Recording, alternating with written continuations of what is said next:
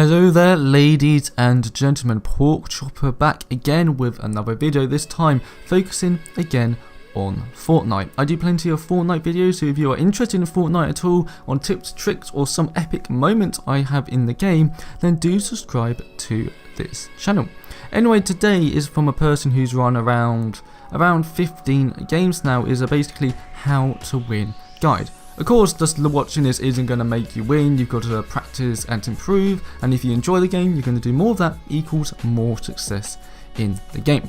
But what this video is going to be about is going step by step through the whole process of the game, from dropping, to killing, to looting, to map awareness, to winning the game, step by step, on how to generally improve your game, again purely for wins.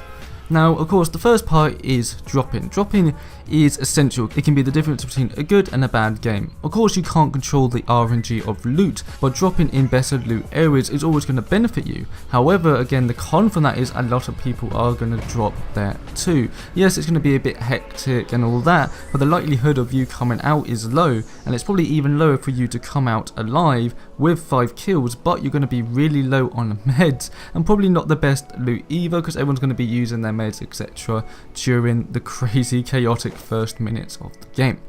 So I'm going to give you an example. I like to go more around the edges of the map again, which are going to be less populated depending where the bus goes. So for example, if the bus is more at the top side, going from right to left, so from Whirling Woods all the way to Pleasant Park, around that area. Now if it was going there, I would consider stuff like Prison, Fatal Farm, Flush Factory, and even, when people go for those main attractions, there's some areas like the bridges nearby, or some broken houses, or just some general small villages, which again do have really good loot, especially for solo play. They're going to have great loot for you, just to gear up, get some meds, get some good weapons to kill some people, and then you're going to slowly gear up over time. The thing you also have to think about when dropping is that when you're going to drop from the start. Even if I was going to go Prison here, yes, it's far away and a lot less people are going to go here. The problem is that more than probably half the server population are going to drop within the first 5 seconds they're allowed to, meaning that more people are probably going to go significantly to Prison than they would to Fatal Field or Flush Factory, or generally around there. Another disadvantage, of course, if you do stretch that far, that means you are going to be on the edge of the map, and if the circle's in the other direction, that means you're going to have to be, very aware of this, and pretty much the second the circle's closing in, you've got to be moving your ass to the circle. So there's pros and cons there, which is good balance for the game. So you drop down and you are in whatever location you are. Pretty much doesn't really matter where you drop, you're always going to, always get like 2 to 3 extra people, even if you go really far away. And the fact is, my plan normally in these situations, if I get a gun pretty much straight away, is to put the aggression on them. The summary is that either one of you is going to come out of the situation alive. If you get a shotgun and then you camp in your house, and then the house next to you someone else drops, then you're both wasting very, very valuable loot time. The only real loot time of looting, resources, materials, and guns in the game. This is your prime time for that. So, both you camping in this building and you waiting for them to make the move to get the kill isn't going to benefit either of you. Because if you wait a whole minute or two for this person to come out the house or get into the right angle, you kill them, yeah, well done. But that means now it's going to be a lot less time for you to get the loot you need. Also, that means if the enemy gets shield potions, which you could have got, that's wasted shield potions, which you could have had. So basically, early game, I like to be aggressive if people drop near me. Again, if you have the guns, get right in their face, kill them as soon as possible before they can become even a bigger threat. Even better if they don't have any guns at all, and then you can loot freely in the area. Looting. Again, this is going to take something that's going to take time for you to get used to. Knowing where the chest drops, the best looting areas, and just being as efficient as possible. Going into the house, picking up what you need and go. If you have like 50 shotgun bullets, don't, walk 10 seconds to an area to pick up more shotgun bullets. You're not going to need more than 50 shotgun bullets, guys. I know it's, it's really satisfying to pick up loot, but again, just knowing where the chests are, getting the loot you need, I always would go for a long range gun, a bolt action sniper would be the best. The semi-auto snipers have been buffed and are good, but bolt action's always the best. It's a one-shot kill unless they have a good amount of shield, so always get the bolt action. A scoped assault rifle is really good, but any normal assault rifle, again, of course the Scar's going to be the best if you're lucky enough to get one of those. And then I would normally have a close range weapon. Shotguns are always very strong. And then I leave the last 2 slots for meds. I normally want to get medkits, of course, and the difference, you know, I would normally add shields onto that as well. If I have full shields and I see 2 shield potions, I'd rather pick up those 2 shield potions than say 5 or 10 bandages, because it gives you a lot, shields give you a lot more health and a lot quicker. Also, as long as you have the medkits to back you up if your health does get low to the zone or something. During this period, you should be, you know, aware of where the zone is. If it's pretty much spot on you, you don't have to panic as much. You can take your time, but between houses, look around you, feeling, is anyone going to actually push you? How far did you stretch? Did you see anyone go near any locations to you? Because if they go near locations to you, they may push you without you expecting them to do so. So be very cautious there.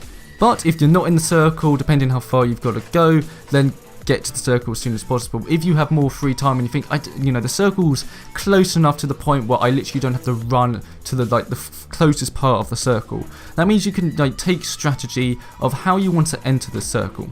Even though you've stretched far and you doubt there's only going to be 2 to 3 people maybe coming from this side into the circle, still this is something you should learn for every circle, is think, okay, if I have to go through an actual town to get into the circle, it may be best to avoid the town and go to the left or right of the town, try and get up on the hill somewhere, so I'm more safe, because just literally running through the town trying to get to the circle is it can, someone around the wrong corner and you're dead, and that's very unfortunate.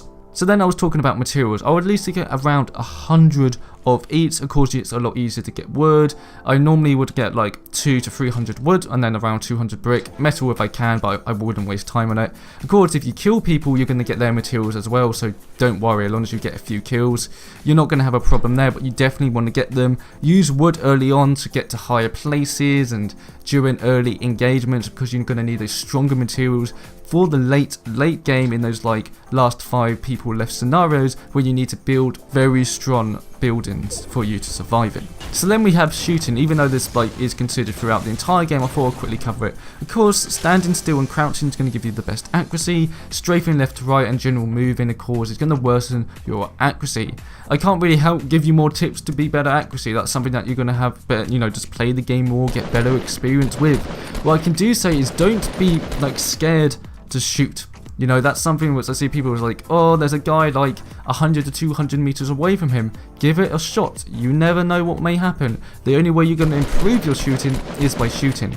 Unfortunately, in Fortnite Battle Royale, there isn't a shooting range yet. I hope they do implement something like that so people can get better.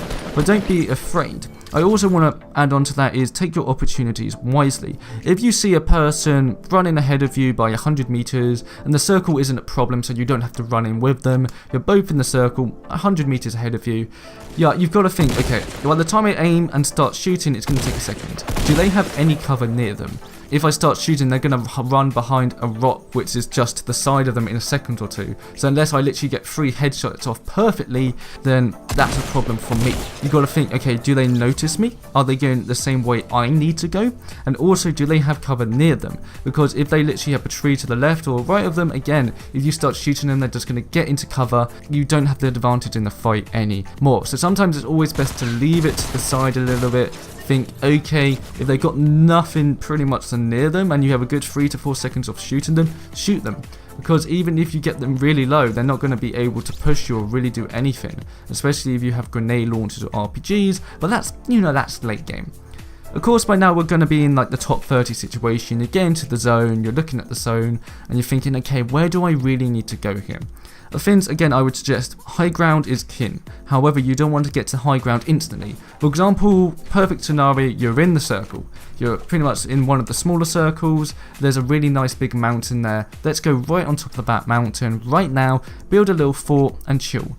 Unfortunately in the game, because sound isn't the best, it's very hard to hear people even if they're fully building, then you've got to be very careful that you just don't jump on this hill and then like a person can come behind you and kill you because they have the same idea. Hills are high priority areas, but you've got to make your decision wisely and think, okay, I'm already on a hill, is it really worth me sacrificing this hill for that hill over there, which there may already be a person on, and by the time I get there someone may already be there. You've got to think about those pros and cons and have good map awareness depending where the bus was and where most of the players are going to be pushing in. Again, if we use the example that, you know, it was going from right to left on top of the map, that means most players, if they say the circle's on the far left of the map, that means a lot of players are going to be moving in from the right side. So you should take that into account and think, if I can go all the way left sneakily, get on top of the hill in the zone, that's going to be a lot more careful and get you in great position for the end game. Instead of that, take your shots wisely as always, and you know, if two people are fighting, wait for both of them to fight. Whoever the victor is, you kill the victor because they're probably going to be pretty low, and you nick both of the loot. I do have a beginner guide how to loot and all that if you want to check that out. It'll be the first description down below. When you are moving from place to place, something else I would like to talk about is always look to your sides, to your left, to your right. Make sure you always have the correct angles. For example, if you have to go through, you know, past a town and there's a hill, I would always keep to the free side of the hill so I can look over the hill with third person to look into the town without anyone in the town being able to see me. Meaning I can see if anyone's still in the town or not and keep a safe distance. Again, looking behind you and just thinking it's worth me just quickly going on top of this like little peak for a second over the lip just to see if there's anyone on the other side. It's always worth just taking your time a little bit more, and especially looking behind you. You will be sometimes amazed how you turn around and see a guy 100 to 200 meters behind you who's just waiting to catch up to you, especially if the circle's pushing in. They're not going to start shooting you because they've got to get into the circle as well. So that's something I would like to add on there too. So now you've probably killed 4 to 5 people, got good loot. I would highly recommend getting an RPG or grenade launcher for the end game 100%.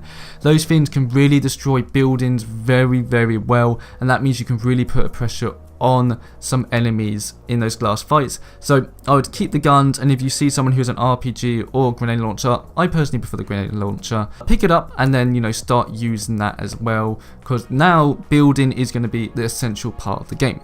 So like I said, you've taken it slowly, you've done really well strategy wise, you've gone around the right side where you needed to, kept your distance from big fights and where the most chaotic area is going to be. You got into the circle in a good spot, which is mostly going to be the high ground. You've started building your proper forts. There's around 10 to 15 people left.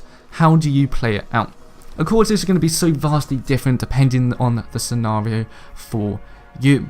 But always take it passive. That, you know, there's that sort of pros and cons. I see some people's like, if I build, everyone's going to know where I am. But if I don't build, they may not expect me behind this tree when they move up. There definitely is those pros and cons. But you also got to think that if you don't build anything, you are really, really leaving yourself up to the point if someone does spot you and you're in that gunfight, building and being able to, you know, get those sort of headlit spots. If you build a wall and then a stairs, it can give you so much more of an advantage.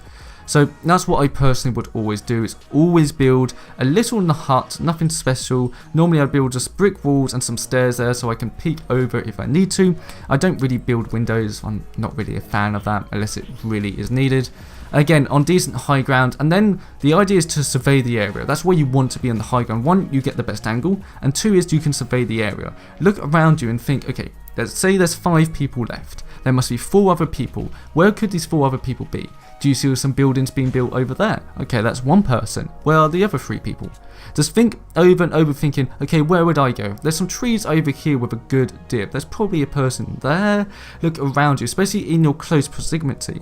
If you're on top of a hill, look below you just to see if anyone's creeping around or anything. Again, the sound's not perfect in this game, so it's very important that you are very, very aware of your close surroundings. Someone can sneak behind you with a shotgun just like that. And then trust me, it's, you know, it is quite infuriating for that to happen. But always look around you and just take notes. Sometimes not shooting a guy that's running across the field, but take notes thinking, okay, there's a guy there, there's a guy there. That means if they're not shooting each other, there may be a guy here as well. Cancel out where people are and knowing when people are is going to vastly help you push into one of the last few circles if you're not already in it. Now, when you are going into these final few circles, it's massive for you. You've really got to risk it. When you're moving, again, if you know where people are, you're thinking, okay, I've got to move before this guy on the right moves. That means he's going to have a good 4 or 5 seconds to shoot me. While he does that, just build barriers between you and him, and then quickly get to the position you want to go to. Again, if you see this nice hill or this nice slump to the point where everyone to the left of you can't shoot you, but to the right you're vulnerable, then build walls to the right of you, and then slowly build up to, again, one of your final forts. Snipers, even in close range, are so good when people try to peek.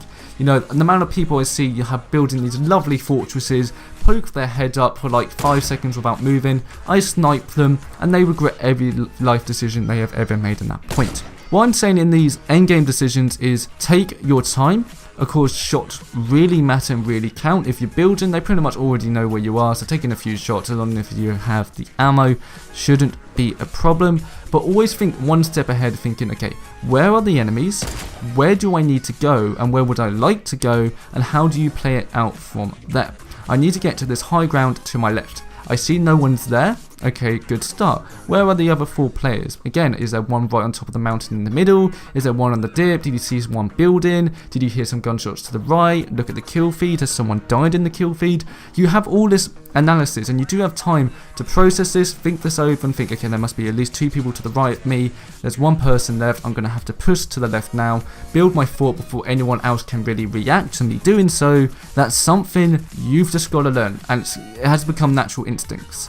I know this was a bit of a ramble. I also want to do a video talking about proper map awareness, giving a lot of examples on the map, showing how I would go on my route around the map depending where the circle is, where people dropped, how many kills I've got, what guns I have. Of course, if you don't have snipers, being on top of the hill sometimes can be pretty useless. That about does it for this video. It's going to be quite a long-winded one, but I hope it really makes you understand the process of forts. Sometimes you need to think, which can help you dramatically lower the chances of someone sneaking up behind you or doing something you don't expect, because if you cancel out all the options of where people are or when you need to go, have all the advantages, already have the materials and guns at your disposal, then you definitely have a good chance at winning, or at least get to the end. And the more times you get to those end examples, the better you're going to become at, quick, fast thinking and shooting. The amount of times I've come in the top 5 or 10 recently is ridiculous. Yes, I could have won a lot of those games, but it gives you vast experience on different, end circles and where people are and aren't. And that's, that can be truly helpful in the long run. But again, thank you all very much for watching until the end of the video. If you have, I really appreciate that. And if you have found it helpful as well, then please do share it around. But again, thank you all very much for watching me, and I'll see you next time.